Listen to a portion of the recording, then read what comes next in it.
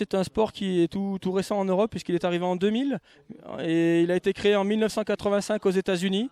Donc les concours de bûcherons, ça a toujours existé, mais là vraiment tel qu'il est là, c'est un sport qui est codifié, donc qui est parrainé par la société Steel, donc c'est du Steel Timber Sport.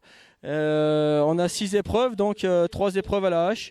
Une épreuve au passe-partout et 2 épreuves à la tronçonneuse, dont une épreuve avec des tronçonneuses prototypes faites uniquement pour la compétition. C'est la technique pour participer, puis la force pour gagner, quoi. C'est 50-50, mais il n'y a pas besoin de faire 120 kg et 2 mètres de haut pour bien figurer dans ces épreuves-là. On a des compétiteurs tout jeunes, tout fins, et faut arriver à mettre de la vitesse sur l'outil. Après, on adapte notre outil à notre morphologie, en fait. Il y a des bûcherons, forcément, mais beaucoup font d'autres activités. Moi, par exemple, je ne suis pas du tout dans le milieu du bois.